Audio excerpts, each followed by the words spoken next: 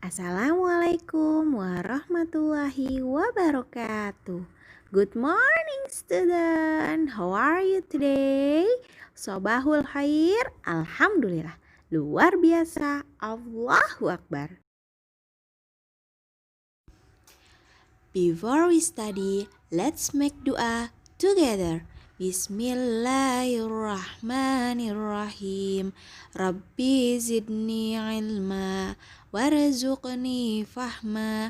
Amin ya rabbal alamin. Hari ini kita akan membahas yang pertama tentang kelainan tulang, yang kedua kelainan dan penyakit otot, dan cara menjaga tulang dan otot. Kelainan tulang belakang akibat salah duduk. Yang pertama ada kifosis, yaitu kelainan tulang belakang dengan posisi tulang belakang melengkung ke belakang sehingga menyebabkan terlihat seperti bungkuk. Yang kedua ada lordosis, yaitu di mana tulang belakang bagian perut melengkung ke depan sehingga posisi perut akan lebih sedikit maju ke depan. Ini bisa terjadi karena terlalu lama bersandar di meja dan bisa juga karena terlalu sering mengambil beban. Yang ketiga adalah skoliosis, yaitu kelainan bentuk tulang belakang yang membentuk huruf seperti huruf S. Hal ini dapat terjadi karena posisi duduk menyamping terlalu lama. Posisi ini bisa terbentuk karena anak salah mengambil posisi ketika menulis.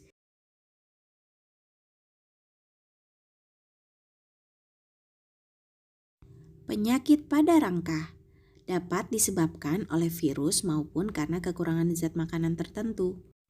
Penyakit pada rangka yang pertama ada rakitis, yaitu penyakit pelemahan atau pelunakan tulang biasanya karena kekurangan vitamin D, magnesium, fosfor, atau kalsium.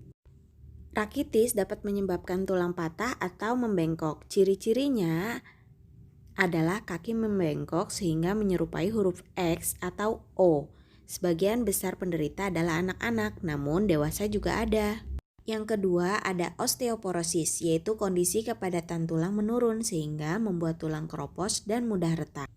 Osteoporosis hampir tidak memiliki gejala dan menyerang secara diam-diam. Ciri-ciri osteoporosis hanya dapat diketahui melalui pemeriksaan dokter. Teman-teman bisa perhatikan dari gambar di atas bahwa tulang yang sudah terkena osteoporosis dia akan merenggang dan terlihat lebih rapuh. Selanjutnya yaitu kelainan rangka. Salah satu kelainan rangka adalah akibat salah duduk yang tadi kita sudah jelaskan. Ada kifosis, lordosis, dan skoliosis. Gangguan pada rangka. Contoh gangguan pada rangka adalah fraktura. Fraktura adalah patah tulang baik seluruhnya atau sebagian yang umumnya terjadi akibat benturan. Patah tulang dapat disebabkan kecelakaan kendaraan, kelebihan beban, olahraga, atau karena jatuh. Di daerah yang terjadi patah tulang biasanya timbul rasa nyeri.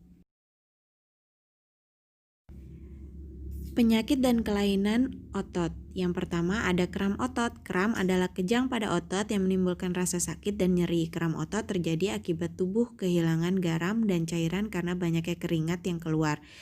Kram otot sering terjadi ketika kita sedang tidur, tetapi juga bisa karena aktivitas fisik yang berat atau tidak melakukan pemanasan terlebih dahulu sebelum melakukan aktivitas olahraga. Yang selanjutnya adalah tetanus. Tetanus merupakan penyakit yang dapat menyebabkan kram dan kaku otot. Tetanus terjadi akibat infeksi bakteri yang masuk melalui kulit yang luka. Akibat dari infeksi tersebut akan dihasilkan racun yang menyerang saraf. Akibatnya, fungsi saraf dalam mengontrol otot akan terganggu. Gejala yang paling sering terjadi adalah kaku rahang. Selanjutnya yaitu polio. Polio adalah penyakit yang menyerang sistem saraf akibat virus. Virus penyebab penyakit ini dinamakan poliovirus. Poliovirus masuk ke tubuh melalui mulut lalu memasuki aliran darah dan menuju ke sistem saraf pusat.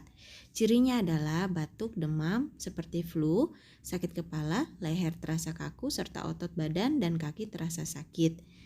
Jika kondisi bertambah parah, penyakit ini dapat menyebabkan kesulitan bernapas, kelumpuhan, bahkan kematian. Selanjutnya yaitu kaku leher. Kaku leher adalah kram yang terjadi pada otot-otot leher. Hal ini terjadi karena adanya sikap tubuh yang salah atau gerak yang mengentak secara tiba-tiba. Gejala yang dirasakan berupa nyeri otot dan kaku leher hingga dasar punggung. Atrofi otot. Atrofi otot merupakan kelainan otot di mana otot mengalami penyusutan bentuk dan volumenya. Atrofi terjadi akibat adanya kerusakan pada otot atau pada saraf yang mengontrol otot tersebut.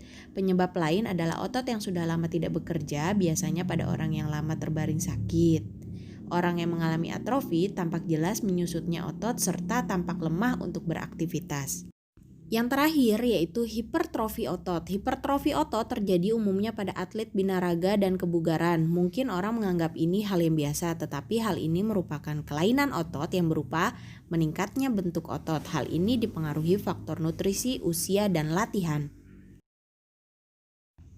Menjaga rangka. Yang pertama dengan mencegah kerusakan tulang.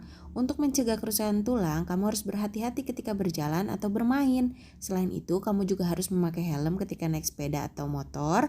Kemudian, menggunakan pengaman lutut dan siku tangan juga digunakan untuk melindungi tulang dari benturan keras yang dapat menyebabkan memar. Yang kedua, melakukan sikap tubuh yang benar. Contoh sikap tubuh yang benar adalah duduk dengan posisi tegak, berjalan dengan badan tegak, dan tidur dengan posisi lurus atau tidak melengkung. Dengan melakukan sikap tubuh yang benar, maka rangka tidak akan berubah bentuknya.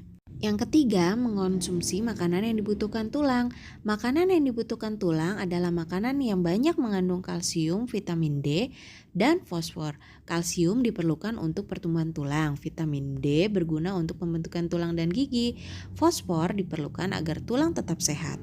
Yang keempat yaitu melakukan imunisasi polio. Imunisasi polio berguna agar tubuh kita terhindar dari penyakit polio. Imunisasi polio dilakukan pada masa balita. Yang kelima yaitu tidak membawa beban yang terlalu berat. Membawa beban yang terlalu berat dapat mengakibatkan kelainan dan gangguan pada tulang. Tas punggung yang terlalu berat dapat menyebabkan tulang belakang menjadi bengkok. Membawa beban yang terlalu berat sebelah juga dapat mengakibatkan kelainan dan gangguan tulang, yaitu tulang belakang dapat membengkok ke kiri atau ke kanan. Menjaga otot. Yang pertama, kita harus menghindari melakukan olahraga yang berat secara tiba-tiba, yaitu dengan melakukan pemanasan terlebih dahulu. Yang kedua, yaitu minum air putih setidaknya 6 gelas penuh per hari, termasuk 1 gelas sebelum tidur. Juga perbanyak minum air putih sebelum, selama, dan setelah berolahraga. Yang ketiga, yaitu mengkonsumsi makanan yang kaya kalsium, potasium, dan magnesium, misalnya pisang. Yang keempat yaitu mengonsumsi vitamin B dan E karena otot memerlukan vitamin-vitamin tersebut. Dan yang kelima adalah melakukan peregangan setelah melakukan suatu kegiatan yang terus-menerus dalam beberapa lama. Misalnya setelah duduk terus-menerus di depan komputer selama 2 jam, kalian harus meregangkan otot-otot kalian. Gimana teman-teman materinya? Sudah paham kan? Alhamdulillah. Nanti dikerjakan ya tugasnya di classroom. Cukup sekian untuk hari ini. Assalamualaikum warahmatullahi wabarakatuh.